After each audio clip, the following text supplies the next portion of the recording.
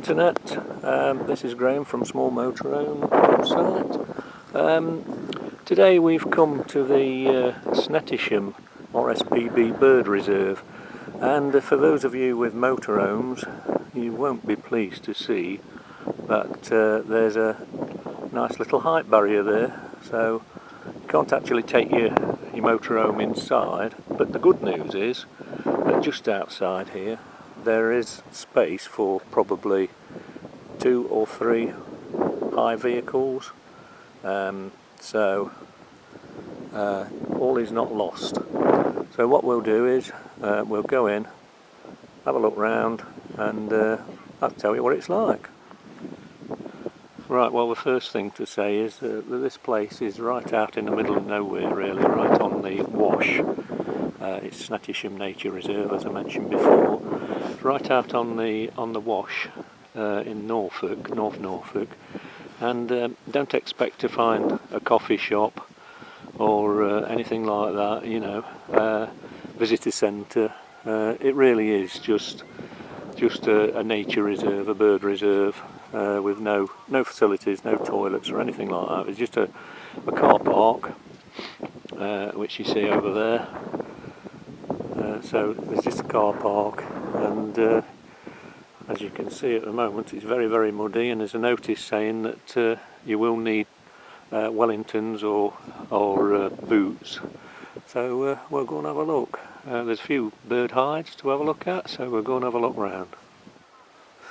But it's quite a good walk to the bird hides, so it's not, you know, it's not really wheelchair friendly or anything like that. But as you're walking along, as you can see, there's some lakes there to have a look, see if there's anything in there. You do get fishermen around here as well, so these lakes can be fished, and it's just quite a long walk to the actual bird hides, which are on the wash itself. So we'll go and have a look at that.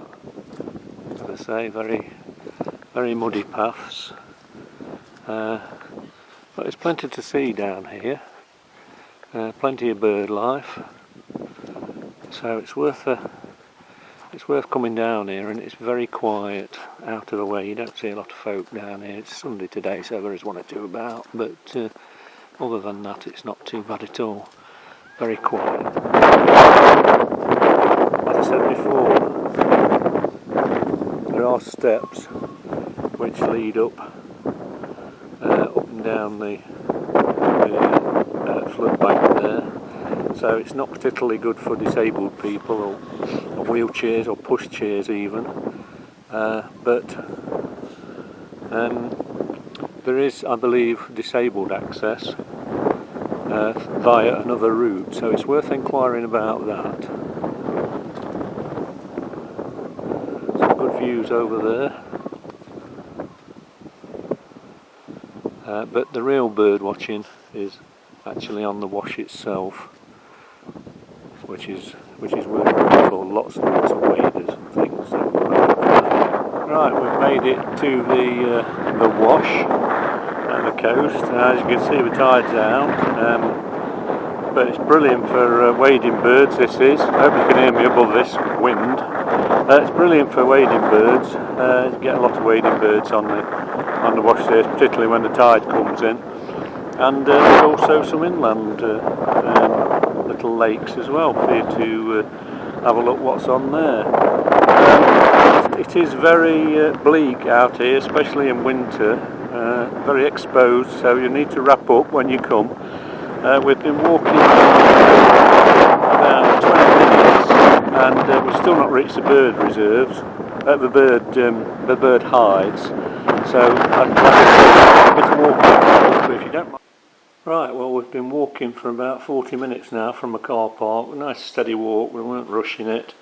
So it is a fair walk from the actual car park, and then if you're in the motorhome parking, the outside bit, outside the height barrier, it's probably another 10 minutes on that. So a fair walk, and we've arrived at the first hide, as you can see. Now, one side of the hide, you've got the wash, which is brilliant for wading birds. There's quite a few birds out there now. You won't be able to see them, they're too far out because we've come at the wrong time as usual. It's best to come when the tide's in so the birds are nearer to you. But yeah, it's brilliant out there for different sorts of wading birds. And then on this side we've got the inland lagoons, and you can get lots of waterfowl on there as well. So you know, you've got everything really here, and it's very, very quiet. As I said, there's nobody here at the minute, and this is why we like it. There's plenty to see, and there's a nice walk.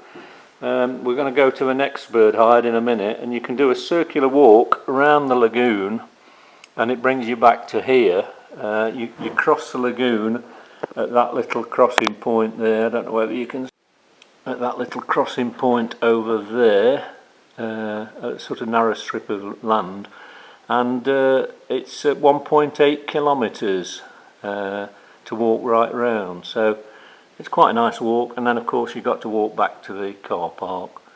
So this is it. It's Snettisham, and it's an RSPB reserve. It's in North Norfolk. This is another hide. This one's at the western end of the lagoon, so you get some good views out over the lagoon. There's some islands there, birds to sit on. So there's some cormorants out there I can see, some widgeon, and we've seen a couple of goldeneye. So there's some good stuff out there. And down that way, quite a few waterfowl down there as well. There's four hides altogether around this lagoon, so you get a good view from all of them really, different viewpoints. So yeah, it's well worth coming down here and having a look. As I say, you need to be quite agile to get around here because it's quite a long walk, but it's an interesting walk. You know, it's not. There's plenty to see as you're walking around here. And when you get here, there's like I say, there's 4 bird hides, so, and plenty of information in the hides about the birds and what you can see. So give it a go. It's Snettisham RSPB Reserve, and it's in Norfolk. This is one of the spectacular things you can see if you come at the right time. Thousands and thousands of birds taking off all at the same time until the sky is practically black with them. It's, you know, if you, like I say, if you come at the right time, it's normally dawn or dusk, but if you come at the right time, you can see some spectacular sights, and you've got all the information about it here. So yeah, it's worth coming to have a look.